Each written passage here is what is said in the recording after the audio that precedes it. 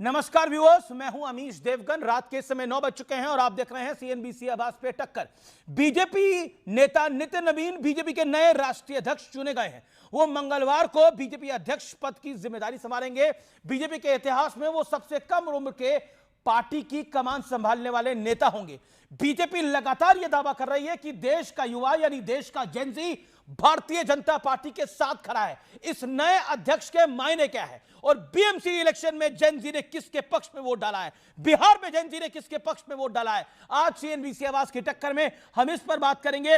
हमारे पास एक बड़ा सरप्राइज है। हमारे साथ मुंबई बीजेपी प्रेसिडेंट अमित साटवी स्टूडियोज में आज जुड़ेंगे। तो स्वागत है आपका सीएनबीसी आवाज के टक्कर के मंडे एडिशन में।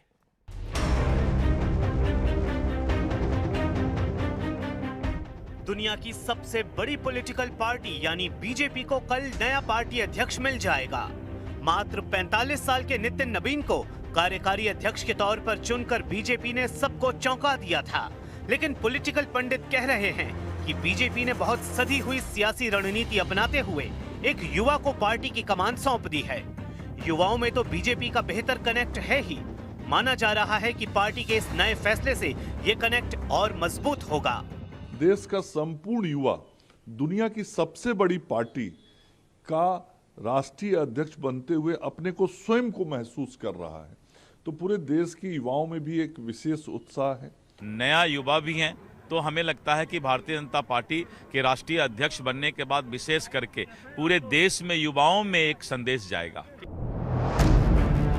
जेन जी यानी देश की वो आबादी जो भविष्य में सियासत की दशा दिशा तय करेंगे और इन पर राहुल गांधी से लेकर अखिलेश यादव तक सबकी निगाहें हैं। लेकिन चुनाव दर चुनाव ये साबित होता जा रहा है कि बीजेपी इस मामले में भी लगातार बाजी मार रही है। जहां कभी बीजेपी के लिए चुनाव जीतना असंभव माना जाता था, वहां भी आज बीजेपी को अभूतपूर्व समर्थन मिल रहा है। ये दिखाता है कि देश का वोटर, देश की जेन जी बीजेपी के विकास मॉडल पर कितना ज्यादा भरोसा करती है। और सिर्फ इतना ही नहीं, बीजेपी खुद को पार्टी विद डिफरेंस बताते हुए इशारों में कांग्रेस और सपा जैसी पार्टियों पर निशाना भी साध रही है। कुनबे की पार्टियां जो है वो उनका प्रेसिडेंट जो है या तो परिवार के आंगन से पैदा होता है या परिवार के पालने में पैदा होता है, और जो कार्यकर्ताओं और कैडर की पार्टी है उसमें आखिरी पायदान पे खड़ा हुआ कार्यकर्ता भी अगले पायदान पर पहुंच सकता है। लेकिन आज सबसे बड़ा सवाल है, आखिर भारत का जेन जी किस राजनीतिक दल पर सबसे ज्यादा भरोसा कर रहा है? इसी पर होगी देश की सबसे बड़ी पॉलिटिकल डिबेट। और अब वक्त है सुप्रसिद्ध विश्लेषण का। ये बताते हैं बीजेपी के सियासी फ्यूचर प्लान का विश्लेषण। बड़े पॉइंट्स क्या है? भारत में 18 से 29 साल के मतदाता 21.7 करोड़ हैं। भारत में 18 से 35 साल के मतदाता 30 से 35 करोड़ के करीब हैं। भारत में युवा आबादी करीब 65% है। भारत दुनिया का सबसे युवा देश माना जाता है। 2024 का लोकसभा चुनाव, बीजेपी को युवा वोट 39%, बीजेपी के सहयोगियों को युवा वोट यानी यूथ वोटर्स 7%, कांग्रेस को युवा वोट 21%। आइए बढ़ता हूं मैं आगे। महाराष्ट्र में जेन जी ने कैसे बदला गेम? एक्सिस माई इंडिया का आंकड़ा है 15 से 25 साल के voter, BJP Shinde 47% vote, Thackeray brothers 25% vote, Congress मात्र 15% वोट। बड़ा सवाल क्या है? बड़ा सवाल आज की तारीख में यह है कि विपक्ष ने एसआईआर ईडी पर वक्त गवाया, बीजेपी ने जेन जी से अपना कनेक्ट बनाया। विपक्ष एसआईआर और ईडी पे उलझा रहा, लेकिन बीजेपी अपना गेम कर गई। सब उलझे रहे, बीजेपी 2029 की तैयारी कर गई। ये सीधी तरह से है। मेरे साथ बात करने के लिए कौन कौन है आइए बता देते हैं। शुभराष्ट्रा मेरे साथ जुड़ रही है, जानी मानी राजनीतिक विश्लेषक। मेरे साथ अशप्रीत खड़ियाल है, प्रवक्ता कांग्रेस पार्टी के। Doctor Sudhanshu Trivedi, member of parliament भारतीय जनता पार्टी के, मेरे साथ जुड़ रहे हैं। मेरे साथ आनंद दुबे हैं, उद्धव गुट के। मेरे साथ फराज किदवई साहब हैं, वरिष्ठ नेता हैं, प्रवक्ता हैं, लर्नेड प्रवक्ता हैं समाजवादी पार्टी के। उनका स्वागत है। शुभराष्ट्रा, आपको मेरी आवाज मिल रही है क्या?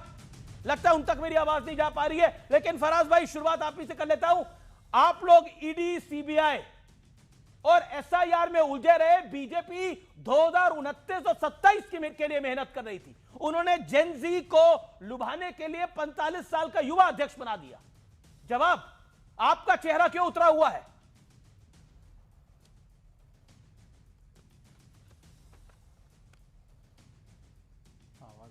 फराज किस भाई,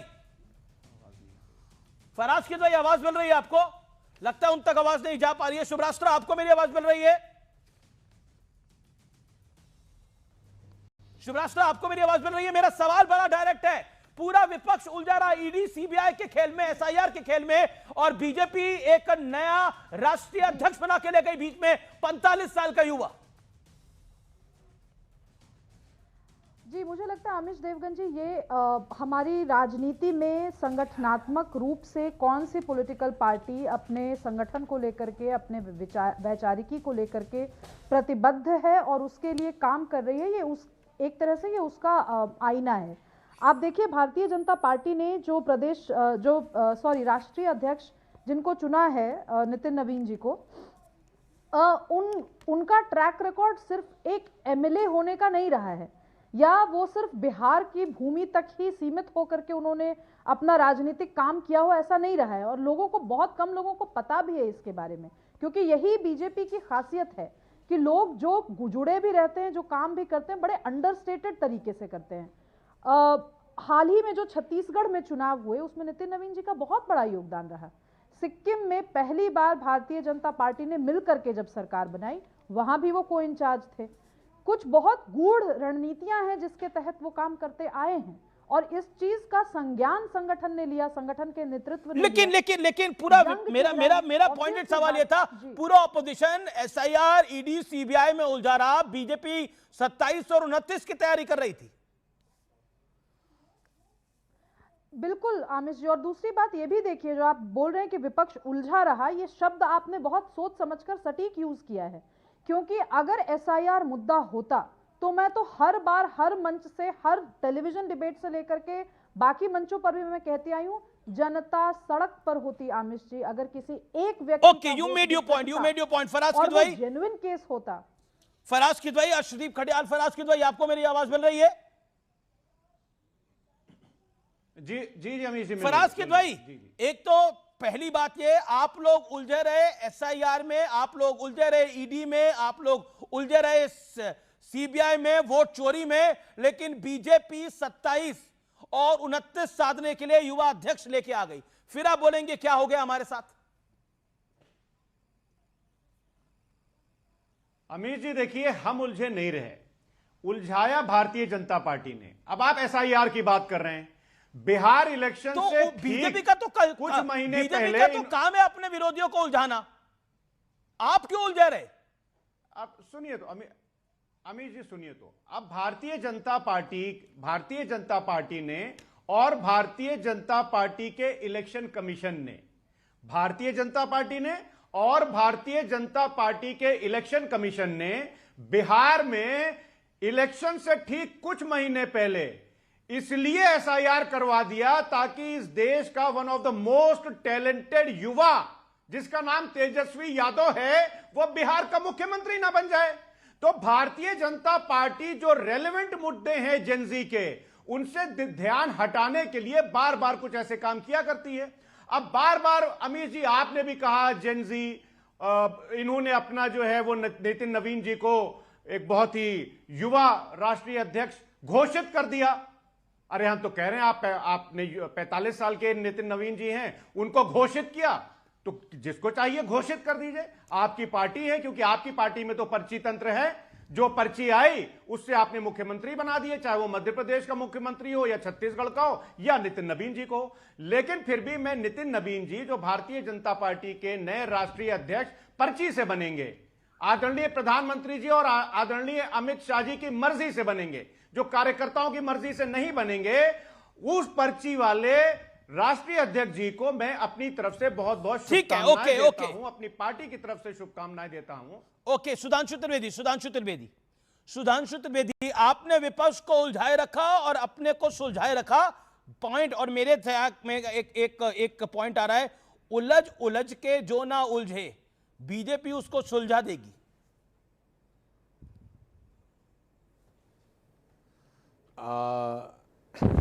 वो है ना, समझ के जो ना समझे, वो समझो ना समझ है, मैं कह रहा हूं उलझ उलझ के जो ना उलझे, बीजेपी उसे सुलझा देगी, ऐसा खेल करा देगी।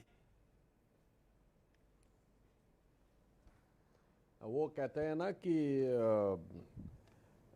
जो उलझाव के लिए तो विपक्ष की स्थिति इस समय ये हो गई है कि किस्मत हमारी गेस हुए जाना से कम नहीं, बड़ी तरकीब से अहले दानिश ने उलझाई है। वो स्थिति इनकी हुई। अभी फराज साहब क्या बोल रहे थे, अद्भुत वाक्य बोल रहे थे, एक्स्ट्रॉर्डिनरी टैलेंटेड युवा। आपने तेजस्वी यादव जी वाकई बहुत टैलेंटेड युवा है। क्या टैलेंट दिखाया है कि पोस्टर से माताजी और पिताजी को गायब कर दिया, आरजेडी के पोस्टर से उनको बाहर कर दिया और परिवार से अपने बड़े भाई को बाहर कर दिया। और ऐसे टैलेंट का प्रस्तुतिकरण किया बिहार में कि भाई साहब उनकी क्वालिफिकेशन यह है कि उनको कोई सरकारी नौकरी नहीं मिल सकती, क्योंकि आजकल क्लास 4 के लिए भी 12वीं पास जरूरी हो गया है। मगर यह कह दिया हर घर में एक सरकारी नौकरी दे देंगे। अद्भुत, मतलब ऐसा गणित जो है वो उनकी क्वालिफिकेशन वाला व्यक्ति दे सकता था। अब मैं बताना चाहता हूं उन्होंने, और ऐसी जबरदस्त टैलेंट है फराज साहब कि इमारतें शरिया का कार्यक्रम होता है पटना में, उसमें वो शिरकत करते हैं जिसमें बोला जाता है हमारे लिए शरिया पहले संविधान बाद में, और उसके बाद आके कहते हैं साहब हम तो सेकुलर के साथ में हैं। ऐसा गजब का टैलेंट था कि सीएम भी प्रोजेक्ट हो गया, उन्होंने राहुल गांधी को पीएम भी प्रोजेक्ट कर दिया, डिप्टी सीएम भी प्रोजेक्ट कर लिया, और आखिर में स्थिति यह बनी कि बमुश्किल नेता प्रतिपक्ष के लायक संख्या जुटा पाए। खैर अब इसके ऊपर आते हैं। देखिए वास्तविकता में अमीश जी, राहुल गांधी जी के ट्रैप में विपक्ष फंस गया।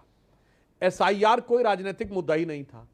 ये तो जो एंटी इंडिया फोर्सेस हैं जो विदेश में बैठे हुए हैं, मैं फिर बोल रहा हूं, डोनाल्ड ट्रंप ने फरवरी 2025 में आके कहा कि यूएस एड को जो फाइनेंशियल ग्रांट थी उसने रोकी, यूएस एजेंसी फॉर डेवलपमेंट जो है, इंटरनेशनल डेवलपमेंट, उसने कहा मुझे समझ में नहीं आता यूएस एड भारत में वोटर टर्नआउट को प्रभावित करने के लिए क्यों फंडिंग कर रहा था।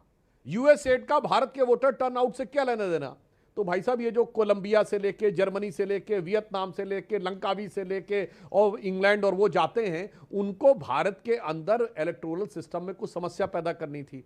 खामखा में तेजस्वी जी और हमारे अखिलेश जी उस ट्रैप में आके फंस गए। जब आप ट्रैप में आके फंस गए तो आपको नुकसान होना स्वाभाविक था। और आज ले जाकर उन्होंने अखिलेश जी को उस मुकाम में पहुंचाया है अमीश जी कि मुंबई नगर पालिका में और अन्य जगहों पर आज स्थिति है कि ओवैसी की पार्टी को ज्यादा सीटें मिली, समाजवादी पार्टी को 1 मिली। मालेगांव की सीट जहां के लिए सपा और कांग्रेस लड़ रहे थे महाराष्ट्र विधानसभा में कि हम ही लड़ेंगे, हम ही लड़ेंगे, और स्थिति क्या हुई वहां जानते कौन जीता है फराज साहब? न सपा न कांग्रेस। जी फराज साहब कुछ कहना चाहते हैं। वहां पे एमआईएम भी नहीं जीती, वहां तो इस्लाम पार्टी जीती है साहब, सबसे नई, सबसे फंडामेंटलिस्ट पार्टी। तो गलतफहमी का शिकार विपक्ष इतना ज्यादा है कि वो राहुल गांधी के ट्रैप में तो आ ही रहा है, अपने वोट बैंक के टारगेट को भी नहीं समझ पा रहा है। बिहार में क्या हुआ? Blood is thicker than water. जहां सीमांचल में वो मजबूत थे वहां पर ओवैसी को जिताया, आपके एक्स्ट्राऑर्डिनरी टैलेंटेड तेजस्वी जी को नहीं जिताया। इसलिए मैं कह रहा हूं एक्स्ट्राऑर्डिनरी ग्राउंड ओके फराज की करिए, राष्ट्र का भी भला होगा, विपक्ष का भी भला। ओके फराज की दुबई। देखिए अमीर जी, ये चर्चा बिहार की नहीं थी, लेकिन अब क्योंकि सुधांशु जी बिहार को लाए तो मैं एक बात जरूर कहना चाहूंगा। मैं फिर से ठीक है, मैं भी लाया, मैं फिर से बोल रहा हूं कि extraordinary and talented Tejashwi Yadav ji अगर इस बिहार प्रदेश के मुख्यमंत्री बनते तो वो डेफिनेटली उनके पास कोई ना कोई प्लान होगा कि वो हर घर में एक सरकारी नौकरी देते। अब अभी सुधांशु जी ने एक बात कही ना, तो जैसे बिहार के लिए क्या है कि इन्होंने चलते हुए इलेक्शन में, मैं तो ये इलेक्शन, ये तो मेरे पास जो मॉडल कोड ऑफ कंडक्ट है वो ये रखा हुआ है, इसका जो पैरा 4 है वो क्लियरली कहता है कि no fresh sanction for the government scheme should be made, review by political executive and processing of beneficiary oriented schemes if ongoing. मतलब अगर कोई ऑनगोइंग स्कीम भी है तो उसमें भी आप बेनिफिट्स नहीं दे सकते। तो एक शेर है सुधांशु जी, ये हंसी शोक नजारे बिहार के लिए हैं, ये चांद और सितारे तो बिहार के लिए हैं, तमाम सूबे तरसते हैं रोटियों के लिए, ये अखरोट और छुआरे तो बिहार के लिए देखिए अभी आप तो बिहार पे होता उलझे क्या है पड़े अमित हैं, जी? वहां महाराष्ट्र का नगर निकाय चुनाव हो गया है, बीएमसी में खेल हो गया, आप बिहार में अटके पड़े हैं। वही मैं कह रहा हूं कि बीजेपी आगे बढ़ रही है, आप अटके पड़े हैं एक ही जगह पे। Sudhanshu Trivedi quick reply 30 second, time limit please follow. Okay Faraz की भाई होल्ड ऑन 30 सेकंड। हम फराज साहब अब बिहार पे हम लोग बहुत नहीं जाना कांग्रेस। चाहते, पर इतना जरूर बता देना चाहते हैं, सारे दर्शक जाके चेक कर लें। बिहार में उन्होंने कहा हर घर में एक सरकारी नौकरी देंगे। बिहार की आबादी 12 करोड़ है, ऑन एन एवरेज 4.2% पर फैमिली है। उससे आप डिवाइड करेंगे तो लगभग 2 करोड़ 80 लाख के आसपास परिवार आएंगे। सबको अगर आप सरकारी नौकरी देंगे तो 30-35 हजार रुपए मिनिमम सैलरी से लेकर 2 लाख तक सैलरी होती है, औसत 1 लाख सैलरी मान लीजिए, तो भाई साहब 2 करोड़ 80 लाख रुपए महीना देना पड़ेगा। कितना देना पड़ेगा? मतलब 280 करोड़ जितना बिहार का कुल बजट है उतना तो एक महीने में देना पड़ेगा। ऐसा टैलेंट आप ही कर सकते हैं। और आइए 2024 में ये खटाखट वाली स्कीम क्या थी भाई? सीधा सवाल है, देश का जेनजी किसके साथ है? राहुल गांधी क्लेम करते हैं उनके साथ है, अखिलेश जी क्लेम करते हैं उनके साथ है, लेकिन जेनजी के लिए नया अध्यक्ष आप दे रहे हैं। 30 सेकंड। मैं संक्षेप में जवाब दे देता हूं। देखिए पिछले कुछ महीनों में पंजाब यूनिवर्सिटी में पहली बार एबीवीपी जीती, दिल्ली यूनिवर्सिटी में एबीवीपी पहले भी जीती, इस बार भी जीती, जेएनयू में सबसे ज्यादा सीटें हम जीते, हैदराबाद यूनिवर्सिटी में हम जीते पहली बार। तो जेन जी का पैमाना ये मान लीजिए तो हमारे साथ है। आज देश में सबसे युवा विधायक कौन है?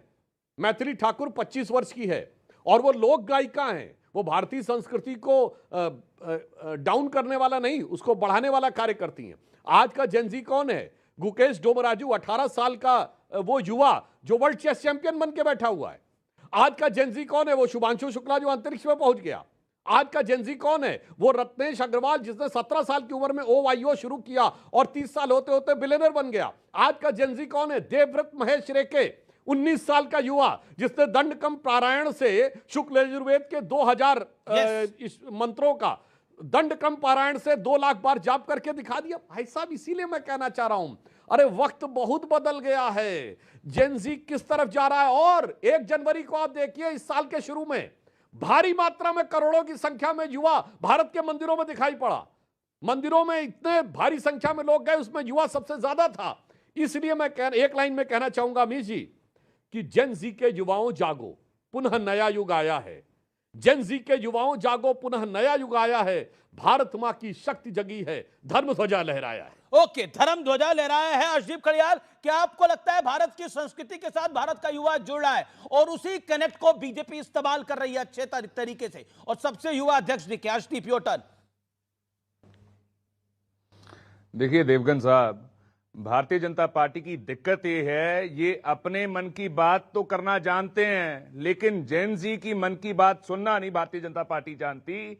वन वे कम्युनिकेशन की आदत है। इसी वजह से मोदी साहब प्रेस वार्ता भी नहीं करते हैं, पिछले 11 सालों में एक भी नहीं की। दूसरी बात, Guinness book of world record वाले भारतीय जनता पार्टी के लीडर्स को ढूंढ रहे हैं कि एक इंटरव्यू लिया जाए। इन्होंने एक रिकॉर्ड दर्ज किया है। वो रिकॉर्ड क्या है कि जेएनयू में प्रोटेस्ट, अलीगढ़ मुस्लिम यूनिवर्सिटी में प्रोटेस्ट, बनारस हिंदू यूनिवर्सिटी में प्रोटेस्ट, दिल्ली यूनिवर्सिटी में प्रोटेस्ट, सबसे ज्यादा प्रोटेस्ट इनके राज्य में हुए हैं। आईआईटी दिल्ली में, बॉम्बे में, IIT Kharagpur, IIT Kanpur, IIT Madras and many more places. जहां पे पंजाब यूनिवर्सिटी रिसेंटली हुए, जहां पे भारतीय जनता पार्टी की केंद्र सरकार के खिलाफ बैक टू बैक धरने हो रहे हैं, प्रोटेस्ट हो रहे हैं। इनकी पॉलिसीज का विरोध, इनके डंडा तंत्र का विरोध, इनके तानाशाह रवैयों का विरोध, इनके डिबेट डिस्कशन ना करने का विरोध, इनका भारतीय जनता पार्टी का स्टेक होल्डर को ना कंसल्ट करने का विरोध। और मैं पूछना चाहता हूं, भारतीय जनता पार्टी ने दिया क्या है जेनजी को? आपने बेरोजगारी दी, दिल्ली के जेनजी को पोल्यूशन दिया, आपने आपके राज में सुसाइड रेट ऊपर हो गया, ड्रॉप आउट रेट बढ़ गया, आपने जो स्कीम्स थी उनमें फंड एलोकेशन कम कर दी, स्कॉलरशिप कर्व्स कर दिए, नेशनल फेलोशिप जो एससी स्टूडेंट्स के लिए थी उसको कम कर दिया, 18 साल पुरानी प्रदेश पढ़ो स्कीम थी उसको इन्होंने बंद कर दिया, श्रीयास स्कीम का बजट कम कर दिया, पोस्ट मैट्रिक स्कॉलरशिप स्कीम का बजट कम कर दिया। नहीं, आपकी सारी बातें सही है कि बीजेपी इतना, खड़ियाल साहब आप ही से सवाल पूछ रहा हूं मैं। अर्शदीप आपने बोला बीजेपी सब कुछ खराब कर रही है, बीजेपी जेनजी का सत्यानाश कर रही है। देवगन साहब 1 सेकंड, मेरा सवाल आप सुन लीजिए फिर आप रिस्पॉन्ड करिएगा।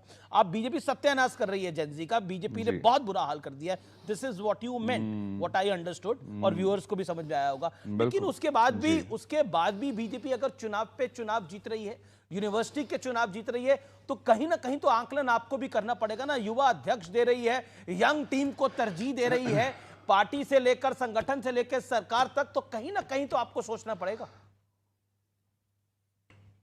सब बात यह है कि जो जेनजी है वो कांग्रेस पार्टी के साथ है, क्योंकि एक यंग लीडरशिप जो है वो उनको नजर आती है, कांग्रेस पार्टी देती है। भारतीय जनता पार्टी की तो बुजुर्ग लीडरशिप है जहां पे जेनजी के लिए जगह नहीं है ना मिलेनियल। आप जो बात बोल रहे हैं, मैं बताता हूं पैमाना क्या है। उसका पैमाना आप कह रहे हैं जेनजी कांग्रेस के साथ है। मैं थोड़ी देर के लिए आपकी बात पे यकीन करना चाहता हूं। 3 कारण बताइए, 3 एग्जांपल्स बताइए कि जेनजी कांग्रेस के साथ है। Give me 3 examples.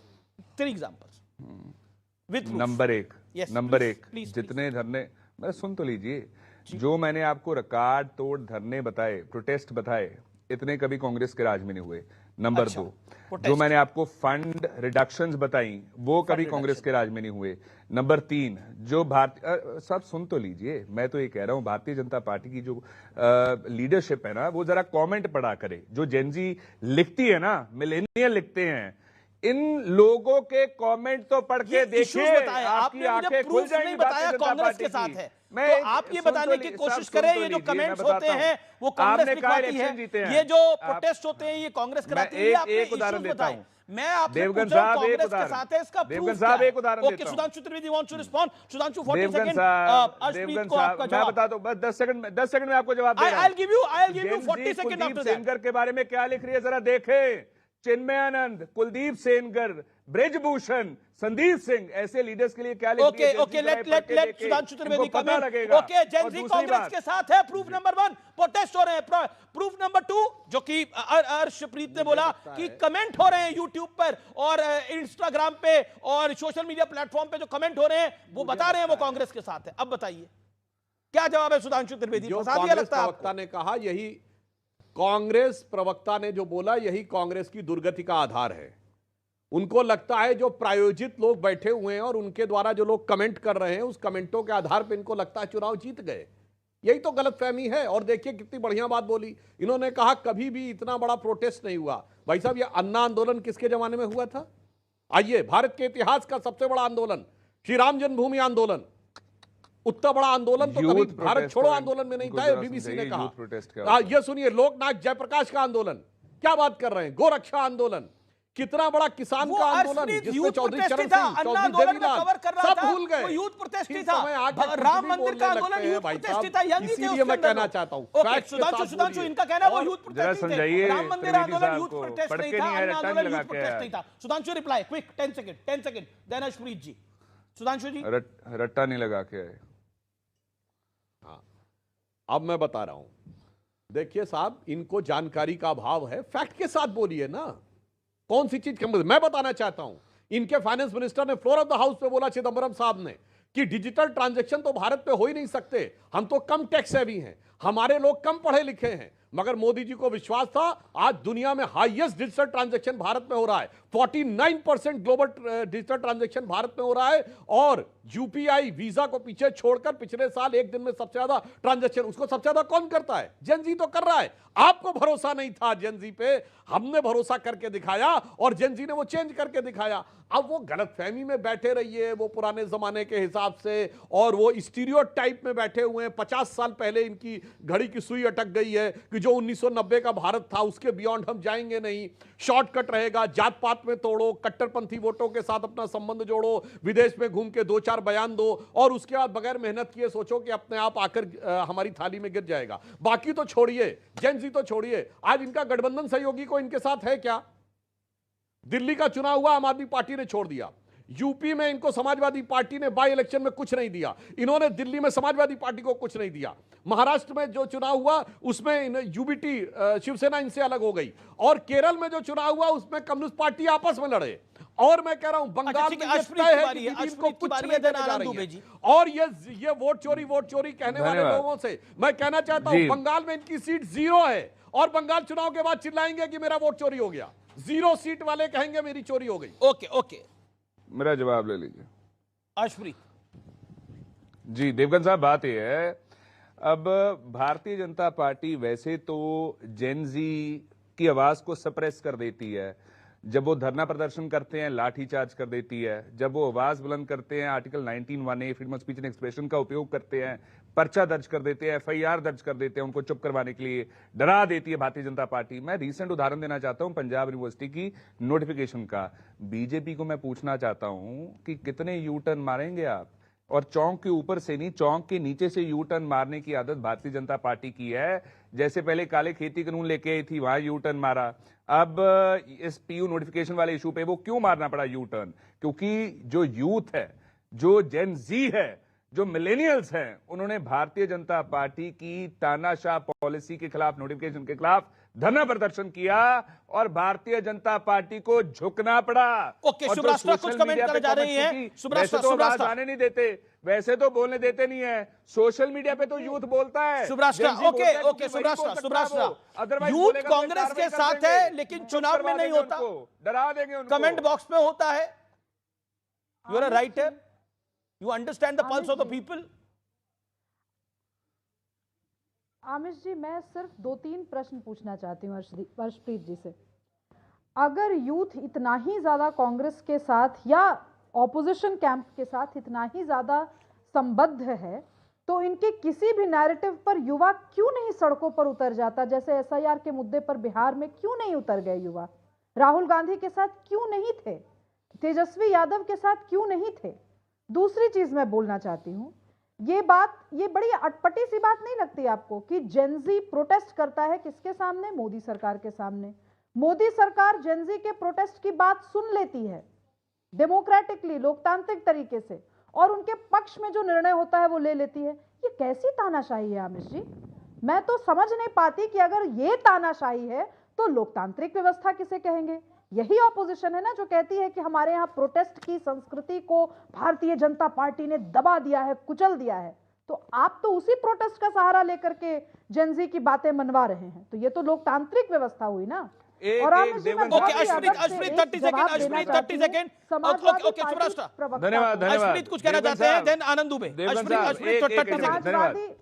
देखिए राहुल जी के, धन्यवाद जी। देखिए राहुल गांधी जी के साथ जो जेनजी है उसने कंधे से कंधा मिला के भारत जोड़ो यात्रा में राहुल गांधी जी का साथ दिया, क्योंकि यूथ की आवाज है राहुल गांधी जी, उनके मुद्दे उजागर करते हैं राहुल गांधी जी, उनके मुद्दों का समाधान निकालते हैं। मैं एक चीज पूछना चाहता हूं, क्योंकि ये जेनजी की बात कर रहे हैं, मिलेनियल की बात कर रहे हैं, यूथ की बात कर रहे हैं। एक पॉलिसी थी ना 75 साल के बाद आपको आप इतने बड़े-बड़े क्लेम कर रहे हैं लोगों के लिए, यूथ के लिए मौका देना पड़ेगा। क्यों नहीं सारा जेनजी राहुल गांधी के साथ है, लेकिन मुंबई में 5वें नंबर की पार्टी है कांग्रेस पार्टी। यूथ मुंबई में 5वें नंबर की पार्टी है, बिहार में 6 सीटें आई, जेनजी राहुल गांधी के साथ है, दिल्ली में 0 सीटें आई, जेनजी कांग्रेस के साथ है। समझ नहीं आ रहा मुझे तो। देवगन साहब नहीं, हर्षप्रीत साहब, Harshpreet understand one point, Gen Z आप कह रहे हैं आपके साथ है, ये कैसे? मुझे तो कादर खान की वो फिल्म याद आ रही है, मुझे कादर खान और जॉनी लीवर की फिल्म याद आ रही है। जॉनी लीवर हर बार कहता है रूल का क्या हुआ, तुम्हारे साथ हूं, लेकिन वो 75 साल वाले रूल का क्या हुआ साहब? और मोदी साहब जगह क्यों नहीं खाली कर रहे हैं? अर्शप्रीत भाई, I have all the regard for you and I have some sympathy also. Sympathy why? और क्यों सिंपैथी का एक कारण है, मैं इसको आप कह रहे हैं जेनजी राहुल जी के साथ घूम रहा है, जेनजी राहुल जी के साथ है। आपकी बिहार में 6 सीटें, यूपी के अंदर 2 विधानसभा सीटें, दिल्ली के अंदर 0 सीट। अभी जो चुनाव हुए, मैं उनकी बात करूं, मैं आगे की बात ही नहीं करता। बीएमसी का चुनाव हुआ, 5वें नंबर पे कांग्रेस आई है, मुंबई में बनी कांग्रेस पार्टी। आज हालात क्या हो गए मुंबई के अंदर? मैं ओके, आनंद दुबे में आपके बाद आता हूं। देश का जेनजी कांग्रेस के साथ है, लेकिन बीएमसी में कांग्रेस का नंबर 5वां है। आप समझ नहीं पाए क्या? और आप मुस्कुरा रहे हैं। अमीश भाई नमस्ते। अमीश भाई नमस्ते। जिस शो को पूरा भारत देखता है बारंबार, जहां से ज्ञान अर्जित करता है अपार, उस शो का नाम कुछ और नहीं, उसका नाम है आर पार। धन्यवाद। देखिए अमीश भाई, हालांकि ये जो विषय है नए अध्यक्ष का, ये भारतीय जनता पार्टी का, फिर भी कुछ मोती छलका देता हूं। देखिए, इस देश का जो जेनजी है, इस देश का जो युवा है, उसको वरिष्ठ भी साथ में चाहिए और उसको भी नवीन चाहिए। अगर नितिन हो तो गडकरी साहब हो, और नितिन नवीन हो तो अभी जो नए अध्यक्ष है वो हो। ये भारतीय जनता पार्टी का आंतरिक मामला है। वो 45 साल के अब मेरे प्रश्न का भी जवाब दुबे जी, 50 साल के किसी और को बनाए। जी मेरे प्रश्न का भी जवाब कांग्रेस के नेता वक्ता कह रहे हैं कि देश का जनजी राहुल गांधी के साथ है, तो फिर 5वें नंबर पे काहे आई कांग्रेस? बिहार में 6 सीटें काहे आई कांग्रेस? देखिए, राहुल गांधी जी स्वयं एक युवा हैं, वो अभी 55 वर्ष के हैं। अगर इस देश में सलमान खान 60 वर्ष के भी युवा हैं, युवाओं के दिलों की धड़कन है, तो राहुल गांधी जी तो 5 साल छोटे ही हैं। तो राहुल गांधी जी भी युवा हैं, अखिलेश जी भी युवा हैं, अपना नितिन नवीन भी युवा हैं, हम सब युवा ही हैं, आप भी युवा हैं, हम भी युवा हैं। और युवाओं पे आप जानते हैं कि प्रज्ञेश कुमार, माफ करिए आनंद दुबे, माफ करिए आनंद दुबे, उम्र नहीं पूछनी चाहिए लेकिन आपकी उम्र पूछ ही लेता हूं। ऑन एयर कितनी उम्र है आपकी? मैं 45 साल का हूं। बताओ, नितिन नवीन की भी उम्र 45 है, आपकी भी 45 है। उम्र का हूं। वो कम से कम सपना तो देख सकते हैं अध्यक्ष बनने का, आप वो सपना भी नहीं देख पाएंगे, नहीं देख सकते ना आप भी। अरे हो सकता है मैं प्रधानमंत्री बन जाऊं, कौन जानता है क्या लिखा है। आनंद दुबे जी, आप कह रहे हैं सलमान खान एक प्रज्ञेश कुमार जी के हो सकता है, तो राहुल जी 55 की उम्र में क्यों नहीं हो सकते? सुधांशु जी भी मुस्कुरा रहे हैं, आपकी आज्ञा से एक बहुत प्यारी कविता है, मुस्कुराए, बहुत प्यारी कविता है प्रज्ञेश जी की। हाँ जी अमीश भाई, हाँ बोलिए। युवाओं पर एक बहुत प्यारी कविता है, अगर आपकी इजाजत हो 10 सेकंड में कह देता हूं। जी जी जी। युवा का अब आगाज हो, एक नया अंदाज हो, सिंह की आवाज हो, हर युवा जाबाज हो, हृदय विशाल जहाज हो, निर्भीक समक्ष यमराज हो, उज्जवल आभा मय पुखराज हो, योग्य योद्धा योगिराज हो, जहां उम्र की दराज हो वहां बड़ों का लिहाज हो, हर ताज में सरताज हो, सर्वत्र यही रिवाज हो, बुराई पर ऐतराज हो, नाकामी पर नाराज हो, सुशिक्षित सुरक्षित स्वराज हो, हर युवा युवराज हो, हर बहन का वो नाज हो, भाई बहन का समाज हो, कभी न हुआ वो आज हो, युवा का अब आगाज हो। ये देश युवाओं का है। स्वामी विवेकानंद जी को देखता है। सलमान खान 7 के हैं, राहुल जी 55 के हैं। भगत सिंह, ये तो नई परिभाषा ही गढ़ गए भाई साहब। देखिए, एक तो मैं, इन्होंने युवाओं के ऊपर कविता सुनाई, तो मैं भी बता देना चाहता हूं आनंद दुबे जी, हमारा युवा कैसा है कि नित करने को बलिदान जवानी जागा करती है, युग करने को निर्माण जवानी जागा करती है। जब देश के ऊपर विपदाओं के बादल छाते हैं, नित नई चुनौती लेकर के जब दुश्मन आते हैं, तब करके शरसंधान जवानी जागा करती है, और नित करने को बलिदान जवानी जागा करती है। और आगे की पंक्ति पे ध्यान दीजिएगा, जब गजनी के आक्रमणों का आतंक समाया हो, जब सोमनाथ के मंदिर ने सम्मान लुटाया हो, तब बन करके चौहान जवानी जागा करती है, युग करने को निर्माण जवानी जागा करती है, नित करने को बलिदान जवानी जागा करती जी। देश का सबसे अमित जी, देश का सबसे बड़ा शो है, प्राइम टाइम का सबसे ज्यादा देखे जाने वाला कार्यक्रम है आनंद दुबे। ये सलमान खान के 60 साल की बात करके मेरे साथ भी मुंबई से एक मेहमान जुड़ने वाले हैं, लेकिन वो ना 60 के हैं ना 55 के हैं, वो आपको बचपन से जानते हैं, मैं उनको भी स्टूडियोज में बुलाऊंगा। Anand Dubey, make your point, 20 seconds. 5 second. Bharatiya Janata party युवाओं से इतना प्यार करती है कि कांग्रेस के युवा को उड़ा ले गई जतिन प्रसाद, ज्योतिरादित्य सिंधिया, नवीन जिंदल, एकनाथ शिंदे ले गए मिलिंद देवरा, ये दूसरे को भी युवाओं को अपना बनाती, तो कितना बड़ा सागर है। ये कहती है युवा कहीं का भी हो मेरे पास आओ, युवा बन जाओ। तो ये युवाओं को कितना प्यार करती है, कितना महान समझती है, ये भी हमने देखा है, ये भी हमने सुना है। लेकिन खैर, ये इनके अंदरूनी मामला है। नितिन नवीन जी को हम बधाई देंगे कि आप अच्छा काम करिए, आप पार्टियां मत तोड़िए। लेकिन ये जो कांग्रेस पार्टी कह रही है, इसका जवाब आपने नहीं दिया। इसका जवाब आपने नहीं दिया। फिर मैं नए गेस्ट को एक लेकर आऊंगा जो हमारे स्टूडियो में कुछ ही मिनट में आपको दिखाई देंगे। एक बड़ा सरप्राइज है व्यूअर्स के लिए। मैं आपसे पूछता हूं, इस पर आपने कुछ नहीं बोला जो कांग्रेस कह रही है कि देश का जेनजी कांग्रेस के साथ है। अगर जेनजी कांग्रेस के साथ है तो 5वें नंबर में बीएमसी पे क्यों आई है कांग्रेस पार्टी? देश का जेनजी धीरे धीरे कांग्रेस को सीख रहा है, पढ़ रहा है। अभी जेनजी की उम्र 18 साल, 20 साल, 22 साल है। जब वो इतिहास समझेगी, कैसे आज़ादी दिलाई गई, कैसे इंदिरा जी ने काम किया, कैसे नेहरू जी ने काम किया, कैसे राजीव गांधी, जब समझेगी तो देगी। अभी तो जेनजी जो है प्रेजेंट देख रही है, वो पैदा हुई तब से मोदी जी को देख रही है, तो मोदी जी के साथ है। जब पुराना इतिहास समझेगी उनके साथ हो जाएगी। फिलहाल जेनजी हमारी शिवसेना के साथ भी है। आदित्य ठाकरे जी एक खुद युवा नेता है, लोगों के लिए बीच में काम करते हैं। म्युनिसिपल महानगर पालिका की शिक्षा के स्तर को नीतीश राणे तो हंस अंतर्राष्ट्रीय हंस के स्तर कुछ का कुछ बोल बनाया, रहे हैं, रोजगार उनकी देने तस्वीर के भी लिए दिखाइए। लड़ाई लड़ी। नीतीश राणे तो हंस हंस के कुछ भी बोल रहे हैं। Man of the movement right now with me Amit Satam, अध्यक्ष बीजेपी मुंबई के मेरे साथ खास तौर पर स्टूडियोज में है। कमाल कर दिया आप लोगों ने। और आज नितिन नवीन अध्यक्ष हो गए हैं भारतीय जनता पार्टी के।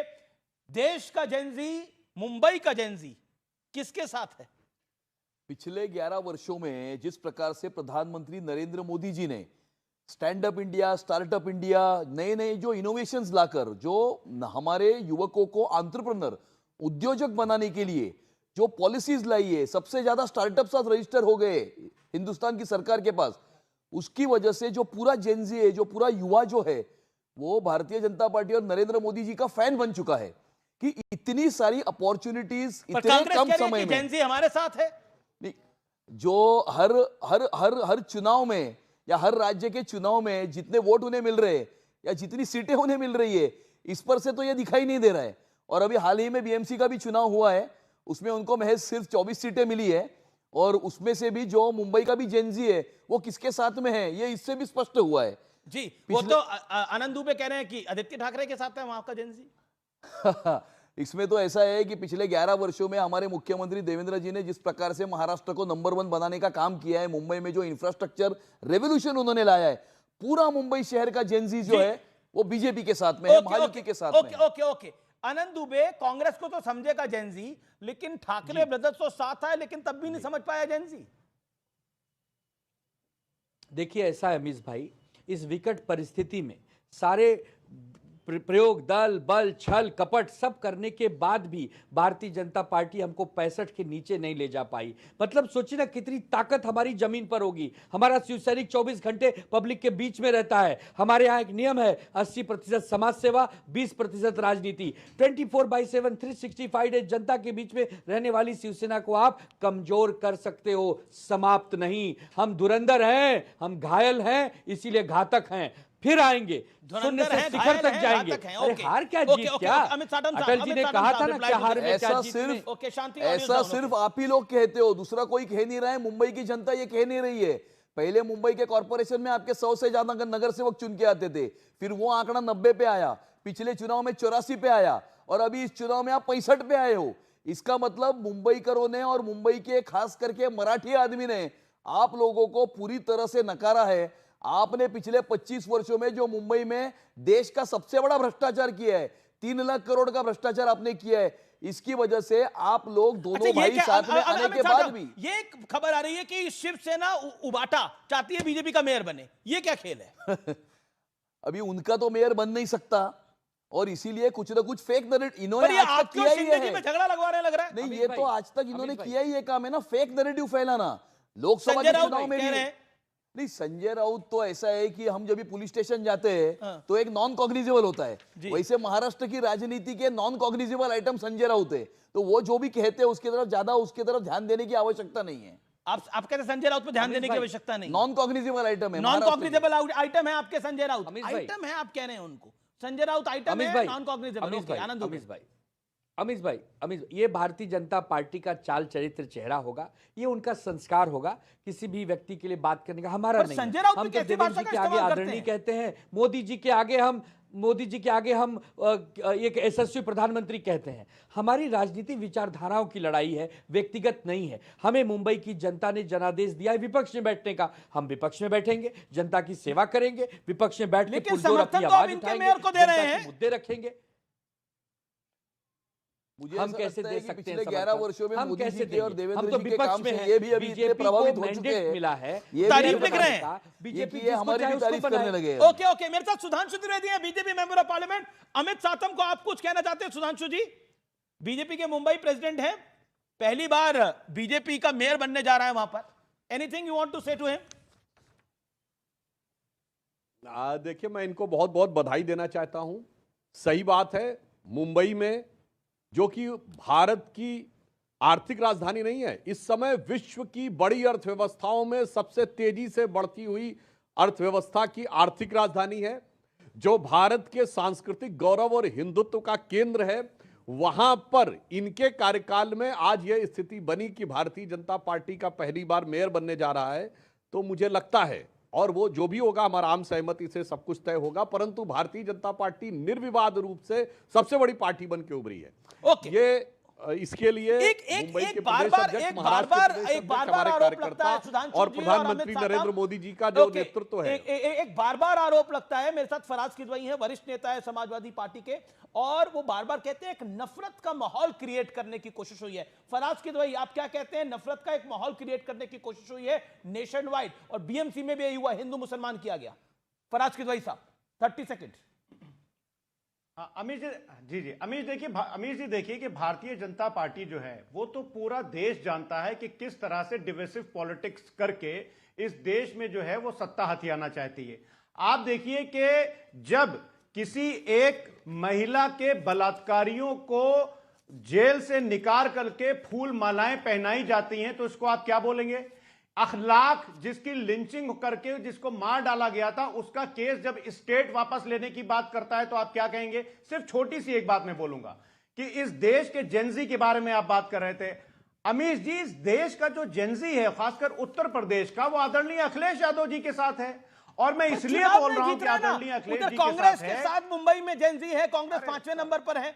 ओके, एक मैं अमित साटम के पास जाता हूं। एक second Sudhanshu, I will get back to you. Okay Faraz साहब, मैं आपको बताता हूं। अमित साटम, मैं आपको बताता हूं, ये लगातार बयान आए और ये कहा गया कि पूरे चुनाव को हिंदू मुसलमान करने की एक प्रयास हुआ। ये वोट जिहाद नहीं तो क्या है, नीतीश राणे कहते हैं।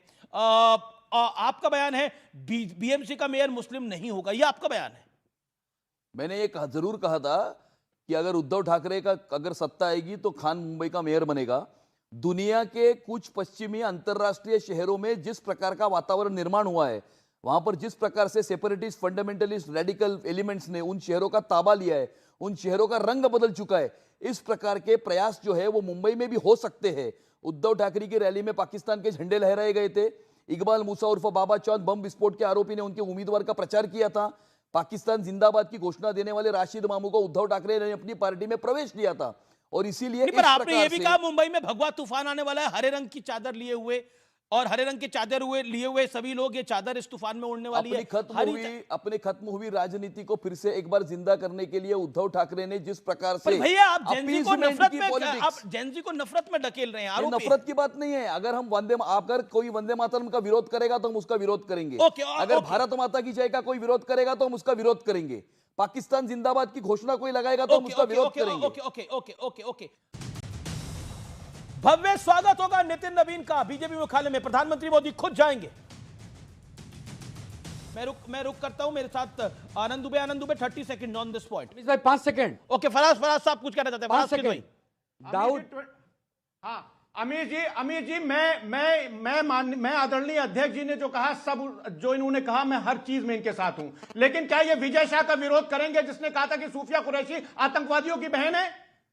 क्या ये विजय शाह का विरोध करेंगे? और अगर ये करेंगे विरोध तो इनसे पूछिए कि आदरणीय प्रधानमंत्री जी से पूछेंगे कि उनको मध्य प्रदेश की कैबिनेट से कब हटाया जाएगा? क्या आप अबू आजमी का विरोध करेंगे? आप अबू आजमी का विरोध करेंगे? याकूब मेमन की मर्सी पिटीशन के ऊपर साइन करने वाले अबू आजमी का विरोध करेंगे क्या? इसका जवाब दो सर। सुनिए अमीर जी, नहीं किसी बीजेपी ने सपोर्ट नहीं करा, लेकिन अबू आजमी को सपोर्ट करते हैं आप लोग। ओके फराज किदवई।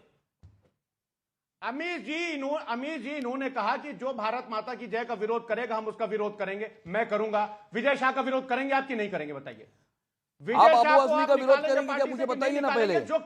याकूब मेमन बम विस्फोट के आरोपी, कन्विक्टेड याकूब मेमन की मर्सी पिटीशन के ऊपर साइन करने वाले अबू आजमी का आप विरोध करेंगे कि नहीं करेंगे?